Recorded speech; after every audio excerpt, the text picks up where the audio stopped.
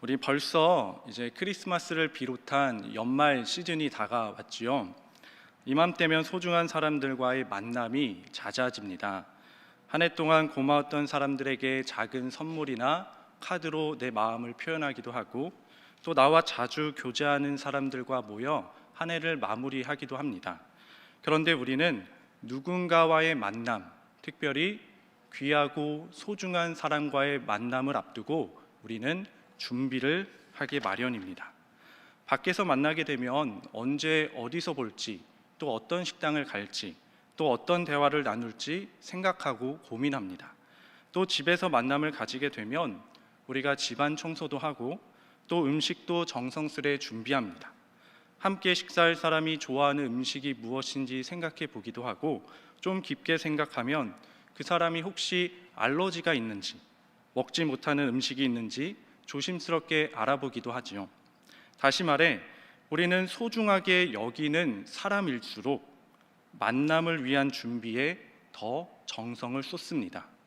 오늘 본문의 세례 요한도 당시 유대인들에게 너희들이 간절히 기다렸던 소중한 분이 오시니 그분을 만나기 위한 준비를 하라라고 말씀합니다. 자, 그분이 누구냐? 하나님이 보내시는 구원자다. 그분의 오실 길을 철저히 준비하라. 그래야 그 구원자를 너희들이 온전히 영접할 수 있다. 당시 유대인들은 하나님이 보내시는 구원자를 기대하고 기다리는 간절한 열망이 있었습니다. 그런데 이들이 생각하는 구원자의 모습과 세례 요한이 전하는 구원자의 모습이 달랐습니다. 그래서 세례 요한은 그들의 생각을 교정해 줄 필요가 있었던 것이지요. 그래야 그들이 바르게 준비하여 그분을, 즉 구원자 메시아를 온전히 맞이할 수 있기 때문이었습니다. 그럼 그 내용을 오늘 본문 말씀을 통해 천천히 살펴보도록 하겠습니다. 자, 오늘 본문 4절에서 6절 말씀입니다. 우리 한 절씩 교독하고 마지막 절은 합독하겠습니다. 자, 선지자 이사야의 책에 쓴 바 광야에서 외치는 자의 소리가 있어 이르되 너희는 주의 길을 준비하라. 그의 오실 길을 곧게 하라.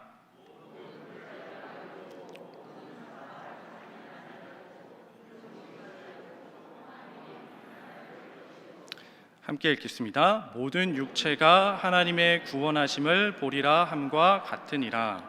아멘. 자, 세례 요한은 이 메시지를 유대인들에게 전하는데요. 앞서 말했듯이 하나님이 보내실 구원자를 영접할 준비를 하라는 말씀이죠. 이 메시지는 그런데 세례 요한이 처음으로 한 말이 아닙니다. 이 말씀은 구약에 예언된 말씀을 세례 요한이 인용한 말씀이죠. 그럼 어디서 인용했냐? 구약 성경에 이제 우리가 방금 읽은 4절 말씀에 나와 있는데 바로 이사야서 말씀을 인용한 것입니다. 자, 그러면 이번에는 이사야서 40장 3절에서 5절 말씀을 우리가 함께 이번에도 읽어볼 텐데 한 절씩 교독하고 또 마지막 절은 합독하겠습니다. 외치는 자의 소리여 이르되 너희는 광야에서 여호와의 길을 예비하라. 사막에서 우리 하나님의 대로를 평탄케 하라.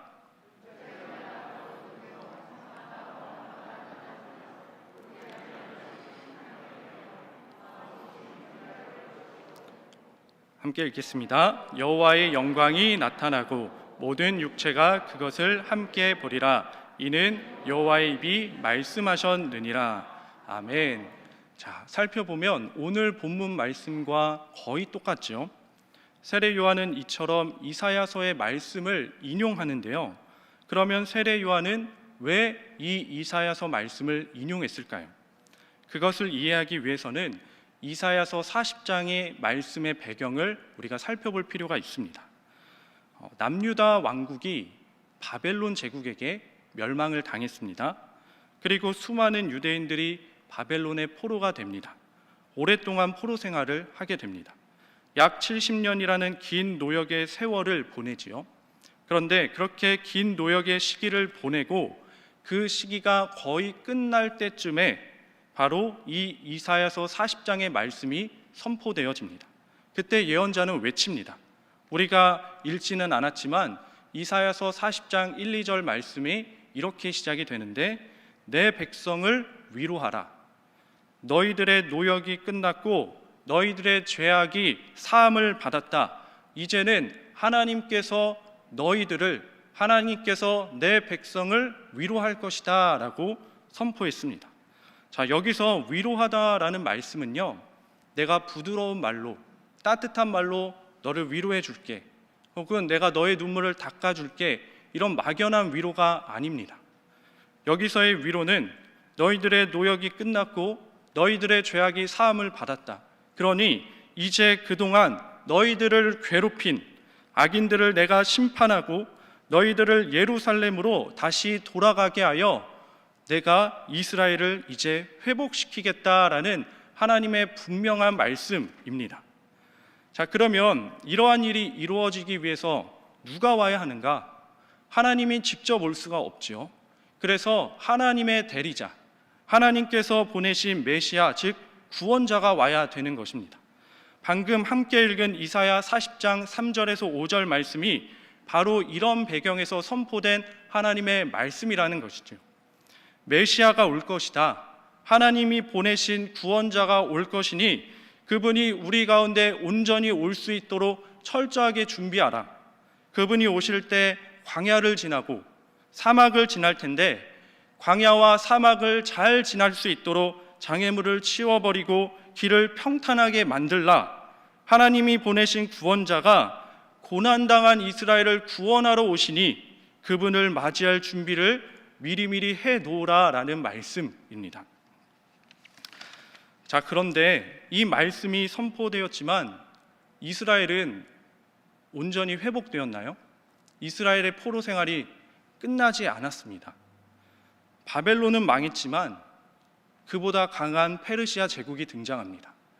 이스라엘은 그 페르시아의 제국의 압제 안에 살아가게 되고, 또 페르시아도 결국엔 망합니다. 그런데 이제는 헬라 제국이 등장하죠. 헬라 제국이 망하니 이번에는 로마 제국이 등장합니다. 이스라엘은 안방의 주인만 바뀔 뿐 계속해서 강대국들의 압제를 당하며 제대로 된 독립다운 독립을 이루지 못했다라는 것이죠. 해방다운 해방을 이루지 못했습니다. 그래서 유대인들에게는 이 이사야서 40장의 말씀은 아직 이루어지지 않았구나. 언젠가는 우리를 괴롭히고 압제하는 저 로마 제국의 악인들을 심판하실 구원자, 저들을 처단하고 우리를 구원하실 위대하신 왕이 언젠가는 우리에게 임할 것이다. 이 메시아를 애타게 기다리는 마음이 유대인들에게는 있었습니다.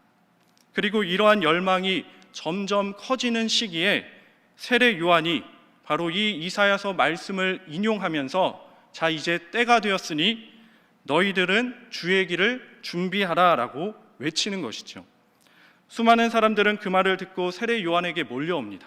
그런데요, 세례 요한은 이사야서 40장의 말씀과 원래 메시지와 조금 다르게 메시지를 전합니다.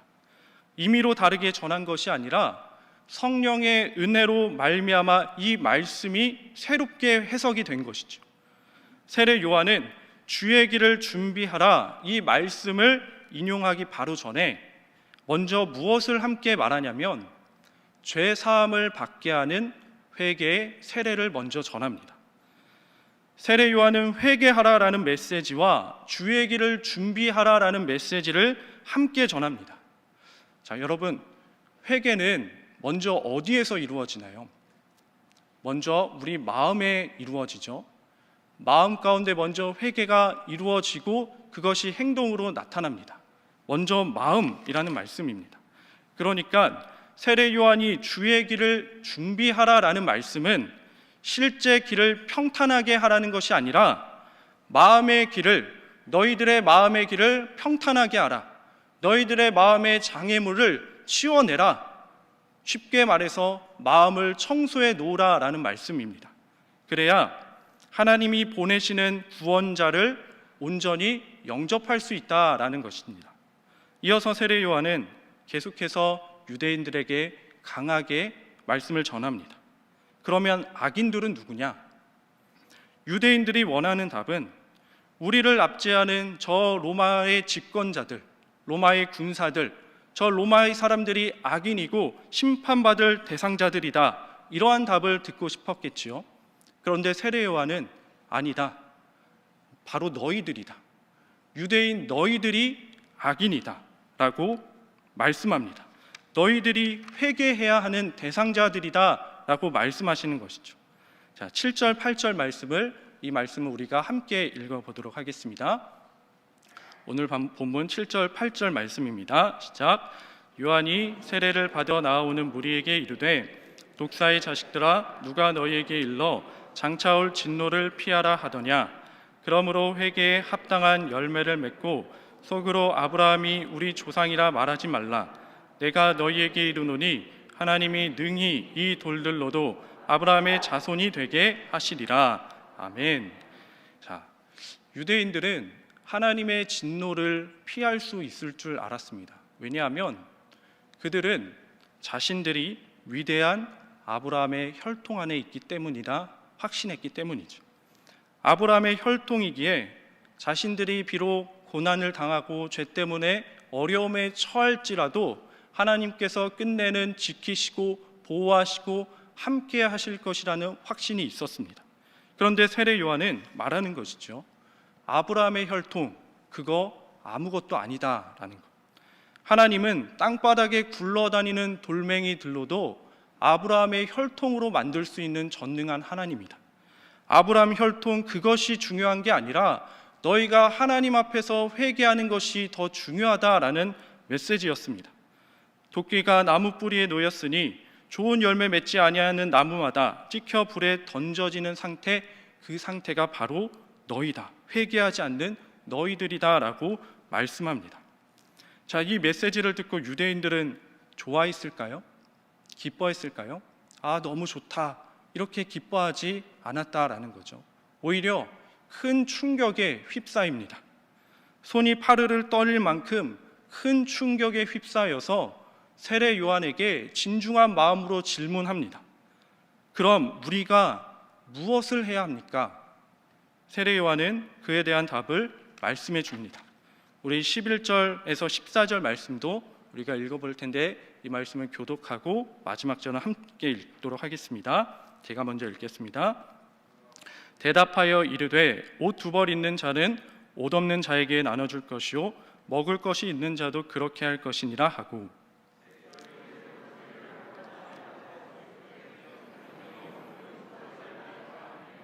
이르되 부가된 것 외에는 거두지 말라 하고 군인들도 물어 이르되 우리는 무엇을 하리까 하매 이르되 사람에게서 강탈하지 말며 거짓으로 고발하지 말고 받는 급료를 족한 줄로 알라 하니라. 아멘. 자, 이 메시지의 공통점은 무엇일까요? 옷 두 벌 있는 자는 옷 없는 자에게 나눠주라. 먹을 것이 있는 자도 자기만 더 먹지 말고 함께 나눠주라. 부가된 것 외에는 더 걷지 말고 남의 것을 강탈하지 말고 받는 급료로 족한 줄로 알라. 자, 이 메시지의 공통점은 무엇인가? 한 학자는 이렇게 말합니다. 욕심을 내려놓으라. 탐욕을 내려놓는 것. 욕심을 내려놓는 이것이 하나님이 보내신 구원자, 즉 그리스도를 영접하는 참된 준비라는 것입니다. 이 메시지는 오늘날 저와 여러분들에게도 동일하게 적용되는 말씀입니다. 여러분, 우리의 온전하고 유일한 구원자가 누구입니까? 바로 우리 주 예수 그리스도이시지요. 그분은 죄와 사망으로부터 우리를 구원해내시고 우리에게 영생을 주시는 우리 주님이십니다. 그런데 이 예수님을 온전히 믿고 영접하기 위해서는 우리 마음 가운데 있는 탐욕, 욕심을 내려놓아야 합니다. 우리의 욕심을 내려놓아야 우리는 예수님과 우리 주 예수님과 더 가까워지고 친밀해질 수 있습니다. 우리의 욕심을 내려놓아야, 우리의 계산을 내려놓아야 우리 주 예수님이 주시는 풍성한 생명력을 진정으로 누리며 살아갈 수 있습니다.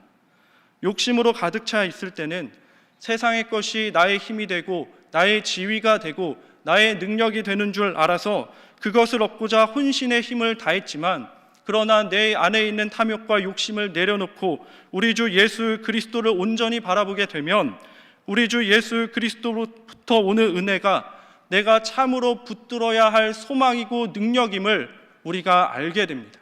그리고 그것을 실제로 경험하게 되는 것이지요. 그러므로 사랑하는 신일의 성도 여러분, 우리의 마음을 살펴보고 우리의 마음을 정돈해 보시기 바랍니다. 우리가 예수님보다 더 소중하게 여기는 것이 있다면, 또 우리 안에 욕심으로 얼룩진 죄들이 있다면 십자가 앞에 하나하나 내려놓게 되는 역사가 일어나길 소망합니다. 그런데요, 마지막으로 정말 중요한 것이 있습니다. 우리 스스로는 자신의 마음을 온전히 살펴볼 수 없다는 것입니다. 요한복음에서는 죄인들을 어둠이라 지칭하죠. 어둠은 스스로 빛을 낼 수 없습니다. 오직 빛 대신 주님께서 은혜의 빛으로 우리에게 빛비춰 주셔야, 그래야 우리의 마음을 온전히 밝히 바라볼 수 있습니다. 예를 들어 우리가 집안 청소를 하려고 할 때 집안에 불이 모두 꺼져 있고 커튼도 모두 쳐져 있다고 해봅시다. 그러면 어두워서 어디가 더럽고 어디가 지저분하고 어디를 청소해야 할지 볼 수가 없습니다. 어디가 지저분한지를 모르니 청소를 하고 싶어도 마음만 있을 뿐 청소를 제대로 할 수 없다라는 것이죠. 그런데 불을 켜고 집안이 환해지면 어느 곳이 지저분한지를 확인할 수 있습니다. 그래서 그 지저분한 곳을 구석구석 깨끗하게 청소할 수 있는 것이지요. 마찬가지로 우리는 본질상 어둠 가운데 있는 죄인이기 때문에 예수님과 나 사이에 가로막고 있는 죄와 장애물들을 우리는 스스로 볼 수가 없습니다. 그런데 주님께서 은혜의 빛으로, 말씀의 빛으로 우리의 마음에 그 빛을 비춰주시면 우리의 연약함이 무엇인지, 욕심으로 얼룩진 나의 죄악들이 무엇인지, 내가 어떤 부분을 청소해야 할지를 우리가 정확하게 확인할 수 있다라는 것이죠. 물론 나의 마음의 죄들이 밝히 드러날 때면 너무나 괴롭지요. 고통스럽습니다. 그러나 그것이 밝히 드러나야만 우리는 예수 그리스도의 은혜, 그 십자가와 보혈의 은혜, 이 은혜가 우리의 참된 소망임을 깨닫고 이 은혜를 의지하여 우리의 마음을 정돈할 수 있는 것입니다.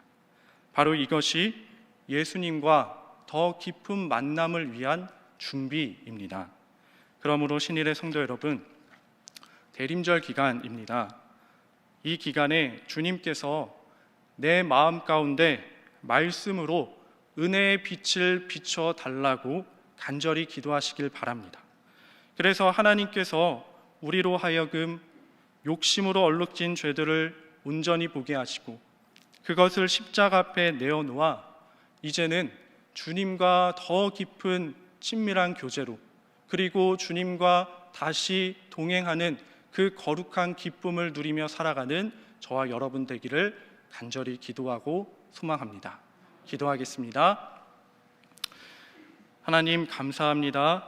하나님, 우리는 주님을 믿고 산다고 하지만 우리 마음에 주님보다 세상의 것을 취하고자 하는 욕심이 더 큰 것은 아닌지 주님 돌아보게 하여 주옵소서.